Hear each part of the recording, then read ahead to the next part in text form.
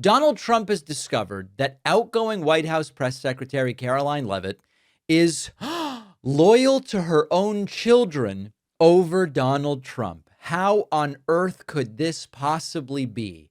And even when Trump presents this as sort of a joke, the joke reveals Trump's understanding of loyalty. Here is Donald Trump being interviewed, and he goes, I'm concerned that Karoline likes her kids more than she likes me.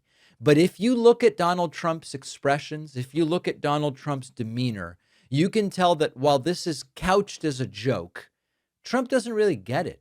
Trump isn't happy. Trump is furious that Karoline Leavitt is leaving, and he looks genuinely resentful. Take a look at this. Is Karoline Leavitt replaceable? No, she's not. She really isn't. She's standing right over there, and she's done a great job. But you have somebody in mind? She likes her children more than she likes Trump. I'm very concerned about that. It's a lot to juggle, right? And you said you support that going back. Is there somebody you have in mind that you'd like to see up at the podium to take over? You. How about you? She could do the job. I think so. What do you think, Caroline? I like it. I've always liked you. That's why I'm doing this. I don't do this that often. I get off, I make a speech. Here I come off, and we see Alexis. You have done a great He gets off and he comes off. job. I appreciate it. Thank you very much. Anything else that I didn't ask you? You wanted to make news in this interview. Yeah. Trump appears genuinely resentful. He, the idea that someone might have priorities unrelated to Trump is crazy to him. Now, Karoline Leavitt recently said she's leaving the press secretary position at the end of this month. She wants to spend more time with her young kids.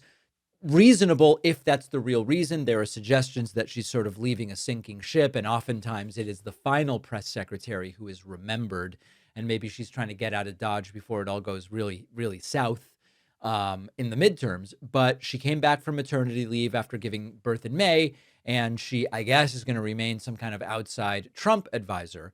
And to the extent that that is the real explanation, maybe it is, maybe it isn't, it is a completely normal decision. But Trump turns it into this question of, who does she like more? Does she like me more, or does she like her kids more? And the reason that the joke kind of works is because everybody understands the underlying reality, which is that there's an expectation from Donald Trump that the people around him will organize their identities around him. This is very common from cult leaders. It is the expectation about cult members, and many cult members do acquiesce to that. Think about Mike Pence. Mike Pence defended him for 3 years, 11 months and 15 days, or whatever it worked out to be. But there was this final demand that Mike Pence refused because he couldn't do it constitutionally, which is, I'm not going to try to help you overturn an election. That's all he did. And immediately, Mike Pence becomes an enemy. Jeff Sessions was an early supporter, feels like ancient history at this point, followed Justice Department recusal rules as Trump's attorney general and said, I'm not going to get involved in this whole Russia investigation thing. And Donald Trump never forgave Jeff Sessions. And so what we come to learn is that loyalty for Trump is a one-way deal. Karoline Leavitt has been extraordinarily loyal. And I don't say this in the positive way, like it's a disgusting sort of loyalty where she defends all of Trump's lies, and she attacks journalists on Trump's behalf and insists whatever Trump said today is consistent with what he said yesterday. Even we know that that is not the case. And even her decision to leave while still supporting him is a referendum on whether she's sufficiently devoted to him. And we know that Donald Trump is obsessed with sufficient loyalty. That is a big topic for Donald Trump. And what Trump really wants is the sort of loyalty, I guess, that he gets from Natalie Harp, who just follows him around like a puppy dog, printing out positive tweets about him or whatever. That's what Trump wants. Now we get to the replacement question. Who is it going to be that replaces Karoline Leavitt?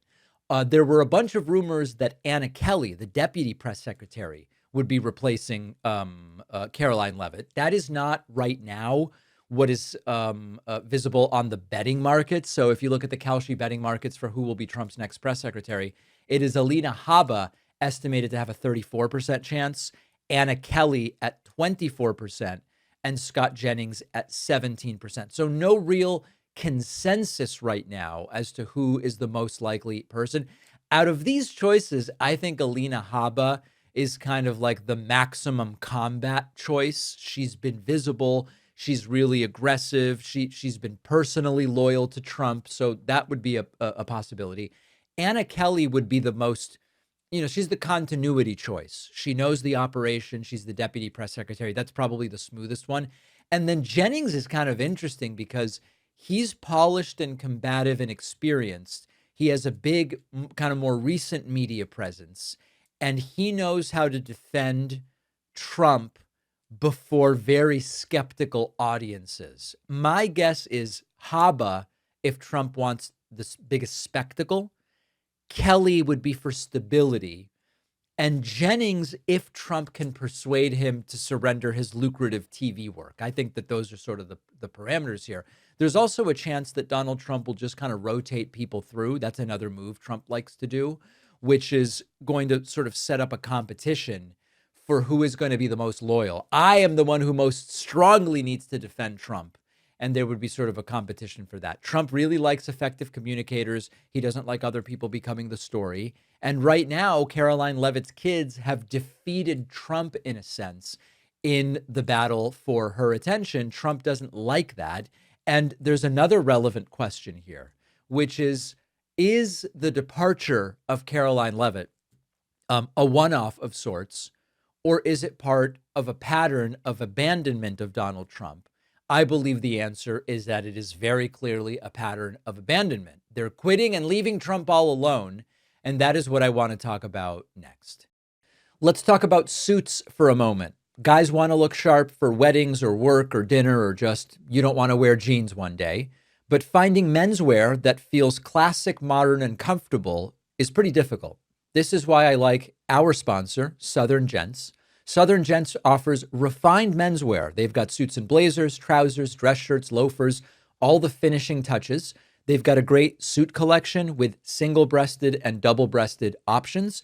Maybe you need something polished for business or you've got a summer wedding. Southern Gents has what you need. I got a great single-breasted blazer and pant combo, perfect for a summer wedding I'm going to. The ordering is really straightforward. The shipping was super fast. Go to s-gents.com and use the code Pakman for 10% off your entire order. The link is in the description.